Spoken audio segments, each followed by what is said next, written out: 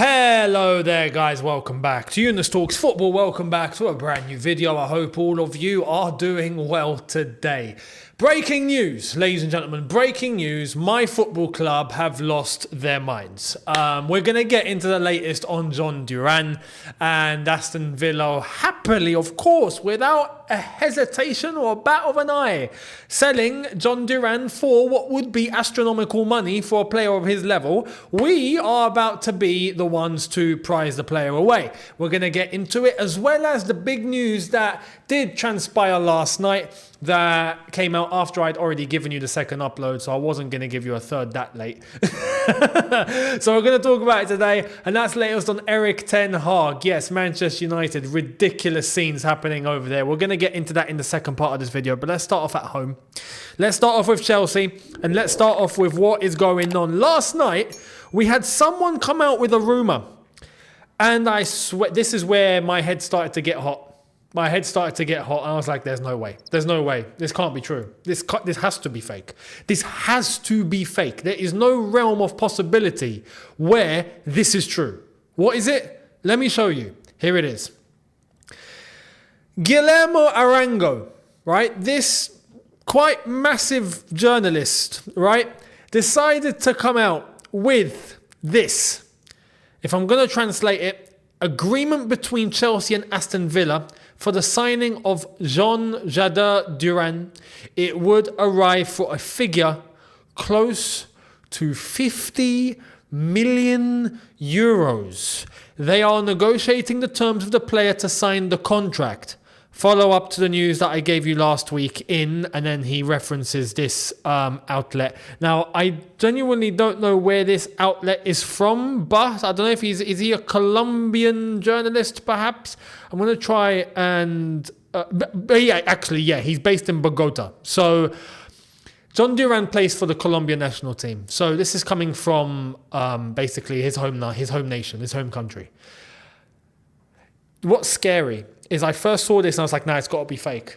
Well, this morning, Fabrizio Romano has come out with information that coincides with the second part of that tweet that we saw that I've just shown you. Here's what Fabrizio has said today. Negotiations between Chelsea and Aston Villa for Duran are ongoing after initial contact when Villa asked for Conor Gallagher. Duran wants Chelsea. He's given them priority over Italian clubs. Understand, terms of his potential contract are already being discussed. I'll repeat. Terms of his potential contract are already being discussed. What is it that we saw? He said they are negotiating the terms of the player to sign the contract. This is where it starts to get a little bit concerning. Like I told you yesterday, I'm not against having Duran as part of the squad. Some people are misinterpreting it. And look, you can't please everybody. Some people want to understand it how they want to understand it. They can understand it. I've seen some people say that I'm saying, no, that I want Duran. Bring Duran. Yay, we're happy. No, I'm not saying that. Listen to my words as they exit my mouth. I would take Duran as a third striker. Yeah? You see, in the capacity that we had David Washington, that we spent £20 million on, sitting on the bench doing nothing, when technically he was an option for a third striker, right? Yeah, that capacity, but actually getting him involved would be nice. That, if we're competing on four fronts, Premier League, FA Cup, Carabao Cup, Conference League, which we absolutely have to win because it would be embarrassing if we don't, that is where I would say, yes, bring Duran in as the third choice striker. I hope that makes sense. And on top, I've given you a price that I would accept. 20 million and under, I would take, because I understand that inflation is a thing. I understand that values have shot up. And what you would pay for back in the day that would cost you 5 million, nowadays is 20 million. That's just the way economics has gone. Economics has sent us in a direction where we are paying more for the same value, right? So, Duran, his age, Aston Villa, Colombia International, 20 mil maximum. Max.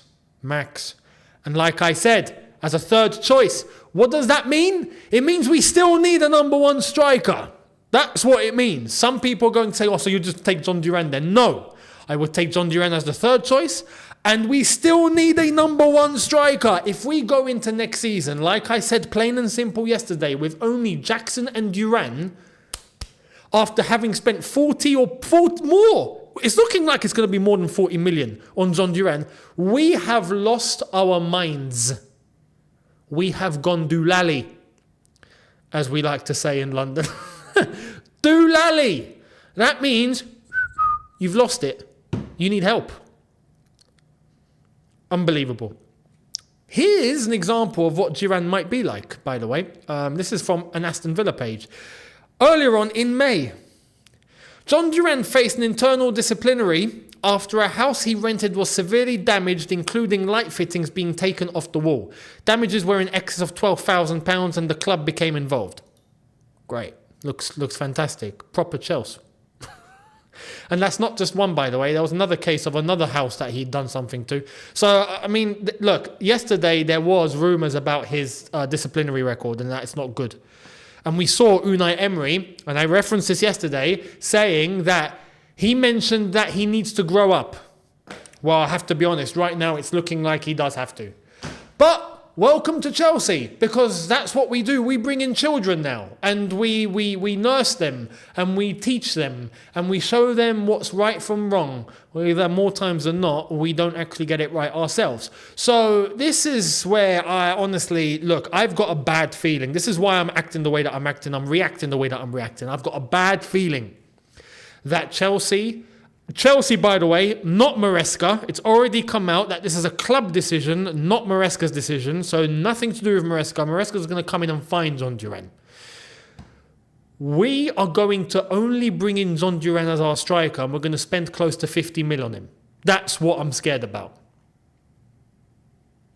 It's suicidal on way too many fronts. It's insanity.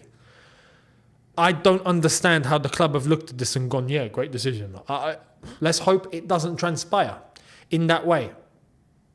Let's wait and see. Let me know your thoughts down below in relation to that. I think it's crazy. We have lost our minds if we are going ahead with this, honestly. Now, one rumour that's popped up from France this morning is from Alexis Bernard. Now, if we're going to translate this, because it's all in French, and I know some of you can't, so here we go. Exclusive from Le Disport is Chelsea's pushing for Désiré Doué from Rennes. Désiré Doué asked Rennes to study future offers. The club accepted. Chelsea are concretely accelerating on the file. The player is not hot at the moment, so he's not keen, but Arsenal have taken information but have not yet moved. Bayer Leverkusen is still hot but a little short financially. Interested Bayern Munich could move forward. PSG appreciate the player but will not get involved in this battle. So this is a 19-year-old. Do I even need to bother? You know the score. You know the score. He's a kid. He's played a few games. He's 19 and he's being rated like he's the next Messi. Can we move on? Anyway, look, on a serious note, Chelsea are interested in yet another kid. And this one is highly rated in terms of France and European football.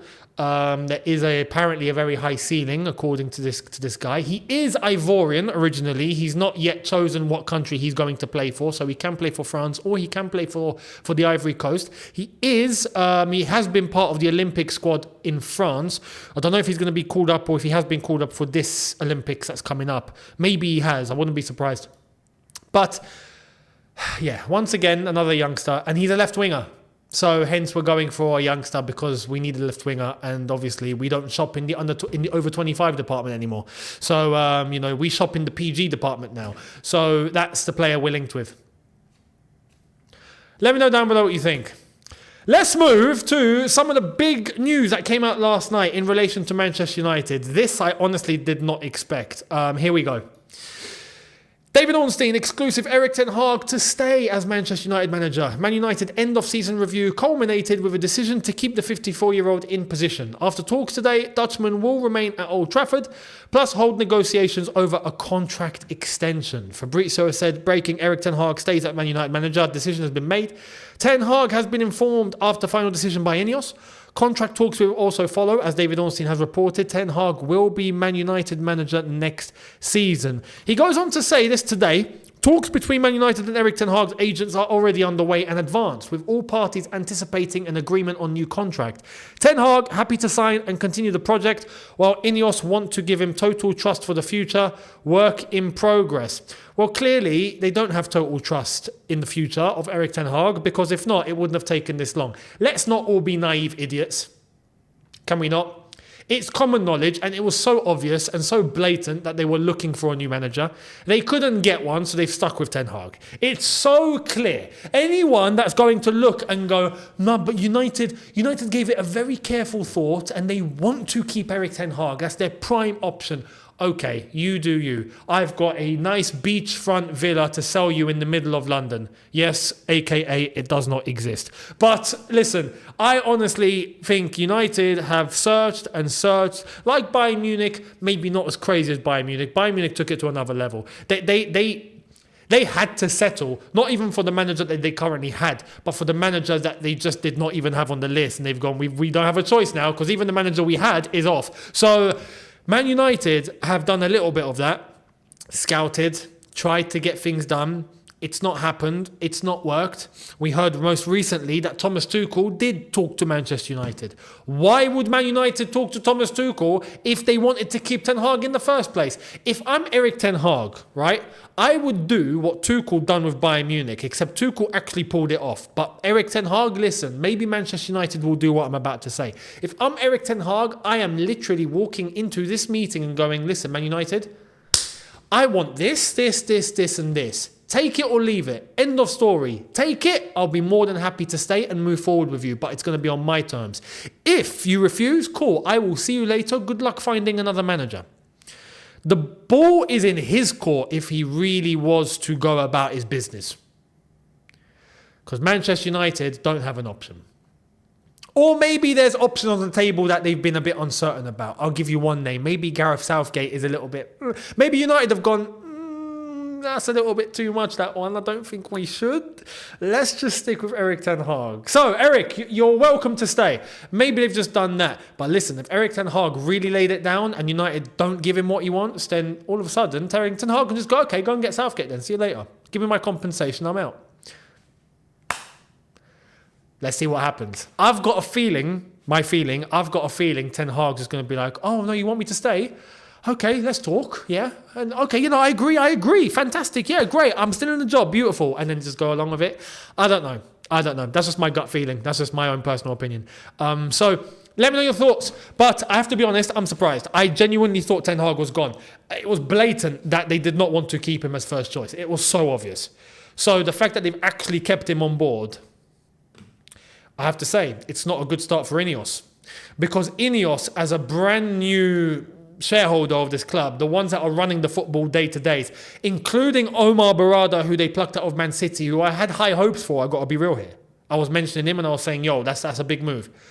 They should have the capabilities to go and choose a manager and go, boom, we want to do this. We're offering you this. Boom, get the deal done. Whatever it takes, get the deal done. And then you get your number one guy through the door. They've not been able to do that. That's not a good look. Any serious owner that walks in gets who they want immediately. Roman done it when he walked in. Mansour done it when he walked into Man City. Mansour walked into City and goes, boom, I want this manager, get me this manager, boom. Okay, won the league, okay, it's not enough, see you later, boom. Until they ended up with Pep. Boom, and they've kept him. When Chelsea had Roman that walked in through the door, boom. Peter Kenyon, Mourinho, done. End of story. Top managers should be targeted and nailed by a club with ambition, a vision, and a level. And I thought Ineos would come in with that, and they've struggled. Now they've had to keep Ten Hag. We'll see how it transpires. I've got to be honest though, anyone that's expecting Ten Hag to take Man United to a Premier League title race next season, nah, mate, nah, it's not happening. Which is why I look at this decision and it goes, right, okay, I would have laughed if they got a Gareth Southgate or they got someone, but Ten Hag does not scare me. I'm more than happy for United to keep Ten Hag. Cool. Not a problem. Fantastic. Now, Chelsea are a different story. We're walking into the unknown. I don't know how this is going to walk, how it's going to end up. We'll see. Enzo Maresca, God knows. This could be the world's greatest decision or the world's worst decision. There's a lot of skepticism and we genuinely feel like we are walking on eggshells. We will see what happens. That's a different story in a different circumstance. We are run by coconuts, right? So forget Chelsea. I'm talking United and Ineos and what they were meant to do. So let's wait and see what happens with United, but let me know your thoughts down below. How do you think it's going to turn out with Ten Hag staying at Manchester United under this new ownership, or part new ownership? Let me know how you think it's going to go down, and I will see all of you later on for video number 2, where we will transpire on what happens from now up until later tonight. I will see you tonight. Make sure you're subscribed, hit the notification bell if you haven't done so already. Check out the new TikTok. It's in the description below as well. There will be regular content on there and Instagram too. So make sure you're following the channel, TikTok and the channel Instagram. They are in the description below. Do hit the link because that's the only way it's going to really work in order for you to find them. So hit the link below and I will catch all of you later on for video number 2. Have a good one, people. See you lot then. Take care and peace.